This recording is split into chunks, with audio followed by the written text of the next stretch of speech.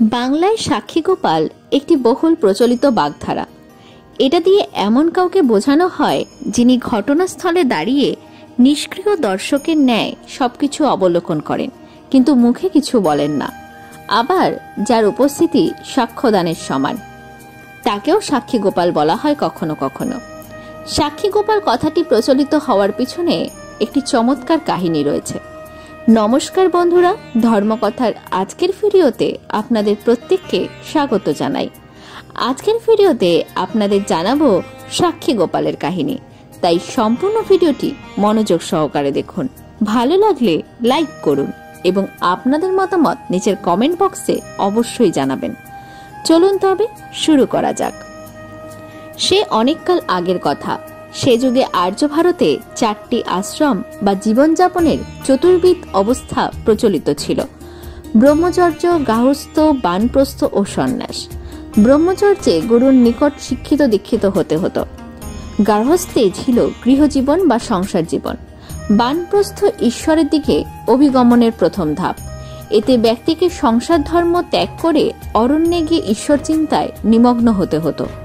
আর সন্ন্যাসে সম্পূর্ণরূপে ঈশ্বরের নিকট নিজেকে সঁপে দিতে হতো। ভিক্ষাবৃত্তি ছিল এ সময়কার অবলম্বন।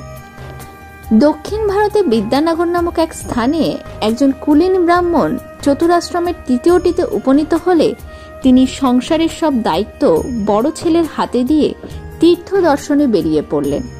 গয়া, কাশী, প্রয়াগ দর্শন করে তিনি মথুরায় এসে উপনীত হন। তিনি বৃন্দাবনের 12 বন, গোবর্ধন পর্বত ইত্যাদি দেখে পরমানন্দ লাভ করলেন। তীর্থযাত্রার এক পর্যায়ে তার সাথে একজন যুবক ব্রাহ্মণের সাক্ষাৎ হয়। যুবক বিপ্রটি নিবিষ্ট মনে তার সেবা করেন। যুবকের বিনম্রতায় ব্রাহ্মণ অত্যন্ত মোহিত হন। যুবা বিপ্রটি তাকে সাথে নিয়ে সব তীর্থ ঘুরিয়ে ফিরিয়ে দেখান। বৃদ্ধ ব্রাহ্মণটি একসময় মনে মনে ভাবতে থাকেন, আহা, এমন সুন্দর মনের ছেলেটির সাথে যদি আমার মেয়েটির বিয়ে দিতে পারতাম। বৃন্দাবন দর্শনের এক পর্যায়ে তারা দুজন গোপাল মন্দিরের সামনে এসে দাঁড়ান। বৃদ্ধ তখন তার মনের কথাটি যুবককে বললে যুবক বলেন, ব্রাহ্মণদেব, আমি আপনার পদসেবায় নিজেকে নিযুক্ত করেছি কোনো কিছু পাওয়ার লোভে নয়। আপনি আশীর্বাদ করুন, আমায় এতেই আমার সুখ। যুবকের নির্লোভ মনোভাবে ব্রাহ্মণ অত্যন্ত খুশি হলেন।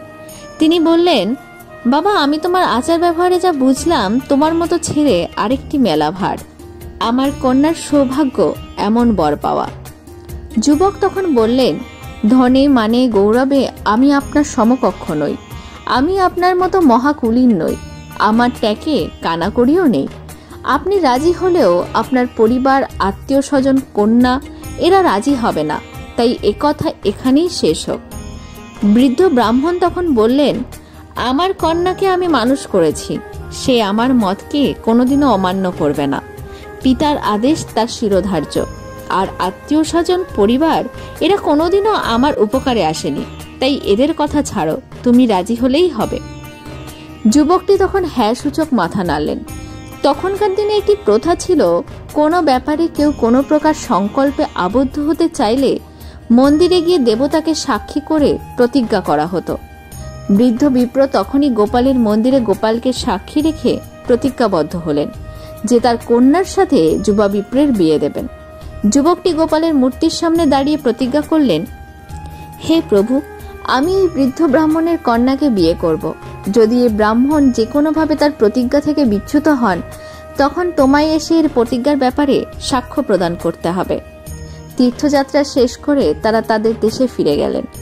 ব্রাহ্মণ বিদ্যানগরে ফিরে এসে চিন্তায় পড়ে গেলেন। ভাবাবেশে দেওয়া প্রতিজ্ঞা পূরণ করতে গেলে পরিবার, সমাজ তাকে ত্যাগ করবে, না করলে নিজে প্রতিজ্ঞা ভঙ্গের দায়ে নরকগামী হবেন। দুশ্চিন্তায় তিনি ব্যাকুল হয়ে পড়লেন। এক পর্যায়ে বৃদ্ধ তার স্ত্রী, পুত্র, কন্যাকে ডেকে সব কথা খুলে বললেন। বৃদ্ধের ছেলে তার কথা শুনে গর্জে উঠল। স্ত্রী কান্না করা শুরু করলো। আত্মীয় স্বজনরা এসে বলে গেল, ধন নেই তাতে কি, সমান সমান কুল এবং সুপাত্র হলেই হলো, কিন্তু সে তো আমাদের চেয়েও নিচু জাতের ব্রাহ্মণ। তার সাথে তুমি কন্যার বিবাহ দিলে আমরা তোমার সাথে সব রকম সম্পর্ক ছেদ করব। বৃদ্ধ পড়লেন ধর্ম সংকটে। আবেগে করা প্রতিজ্ঞার জন্য আপনজন পর হয়ে গেল। বৃদ্ধ ঠাকুর ঘরে ঢুকে নিজেকে বন্দী করে ফেললেন। যে গোপালের সামনে তিনি প্রতিজ্ঞা করেছিলেন সেই গোপালের মূর্তির সামনে বৃদ্ধ কান্না জুড়ে দিলেন। ঈশ্বরের নিকটে ধর্মসংকট থেকে উদ্ধার করতে অনেক কাকুতি মিনতি জানালেন। এর কয়েক সপ্তাহ পরেই যুবক ব্রাহ্মণটি এসে হাজির। তিনি পুরোদমে বিয়ের প্রস্তুতি নিয়েই এসেছিলেন। বৃদ্ধকে দেখে প্রণাম করে বললেন, ব্রাহ্মণদেব, বিলম্বের জন্য ক্ষমা চাইছি। আমি পুরো তৈরি হয়েই এসেছি। এখন শুভ দিন দেখে আপনি আপনার প্রতিজ্ঞা পূরণ করুন। কিন্তু তখন বৃদ্ধ আর রাজি হলেন না। বৃদ্ধের অসম্মতি দেখে যুবক আশ্চর্য হয়ে গেল। যুবক তখন বললেন, ঈশ্বরের মূর্তির সামনে করা প্রতিজ্ঞা একজন ব্রাহ্মণ হয়ে কিভাবে ভঙ্গ করতে পারেন আপনি? যুবকের চিৎকার শুনে বৃদ্ধের বড় ছেলে একটি লাঠি নিয়ে তেড়ে এলো। যুবকও ছাড়বার পাত্র নন। তিনি দৌড়ে গ্রামের সবাইকে জড়ো করল। সালিশি বসল। যুবক পঞ্চায়েতবর্গকে বললেন, শুনুন, আপনারাই এই অন্যায়ের বিচার করুন। দীর্ঘদিন আমি এই ব্রাহ্মণের পদসেবা করেছি। আমার একাগ্রতায় মুগ্ধ হয়ে তিনি বৃন্দাবনে গোপালের মূর্তির সামনে প্রতিজ্ঞা করেছিলেন যে আমার সাথে এর কন্যাকে বিয়ে দেবেন। এখন আমি এসেছি, কিন্তু তিনি কন্যা দান করতে রাজি হচ্ছেন না।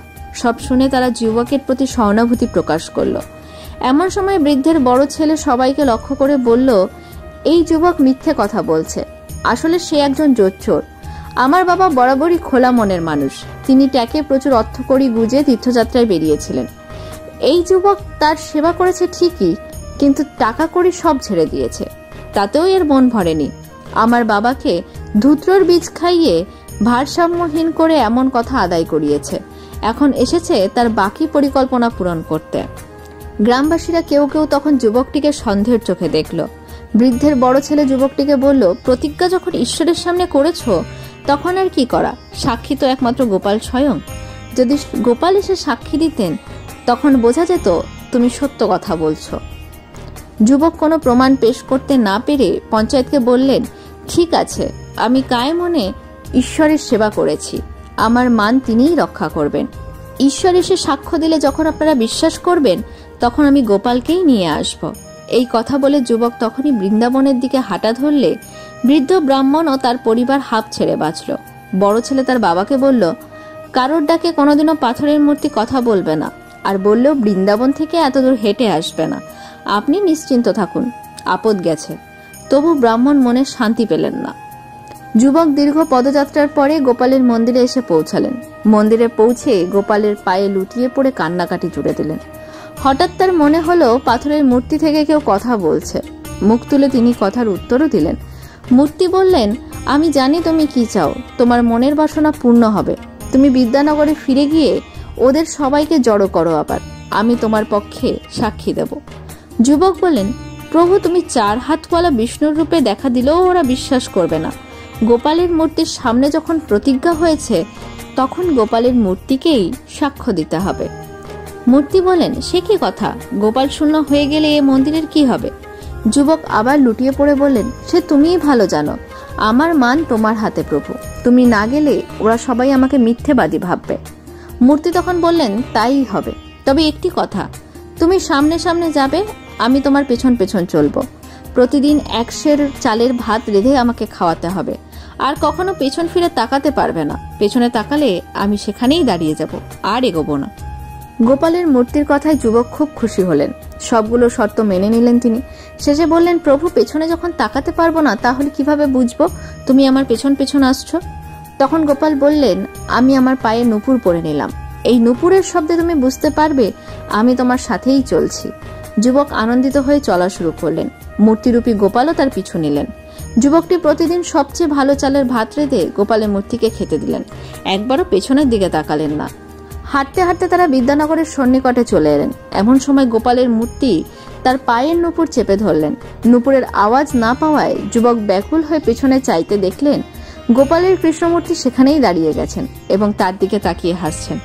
মূর্তিটি বললেন, আমি এখানেই রইলাম। এইবার তুমি গ্রামে গিয়ে ওদের সবাইকে ডেকে আনো। যুবক দৌড়ে গ্রামের সবাইকে ডেকে আনলেন। খবরটি খুব দ্রুত রটে গেল। সবাই সাক্ষীদাতা গোপালকে দেখতে এলো। গোপাল চুপ করে দাঁড়িয়ে থেকেই সাক্ষ্য দিলেন যে যুবক বিপ্র সত্য কথা বলছে। বৃদ্ধ ব্রাহ্মণ ও তার পরিবার তাদের ভুল বুঝতে পারল। যুবকের সাথে তিনি তার কন্যার বিয়ে দিলেন। এর কিছুদিনের মধ্যে সেখানকার রাজা সাক্ষী গোপালের মূর্তির চারদিকে একটি মন্দির বানিয়ে দিলেন। পরবর্তী সময়ে উড়িষ্যার রাজা তামিলনাড়ু জয় করলে তিনি সাক্ষী গোপালের মূর্তিকে উড়িষ্যায় এনে প্রতিষ্ঠা করেন। বর্তমানে সাক্ষী গোপাল মন্দিরটি উড়িষ্যার কটক নগরে অবস্থিত। আর এভাবেই সাক্ষী গোপাল কথাটির প্রচলন হয়েছিল। আজকের ভিডিও এই পর্যন্তই। ভিডিওটি ভালো লেগে থাকলে এক্ষুনি আমাদের চ্যানেলটিকে সাবস্ক্রাইব করে রাখুন পরবর্তী ভিডিও সবার আগে দেখার জন্য। ধন্যবাদ।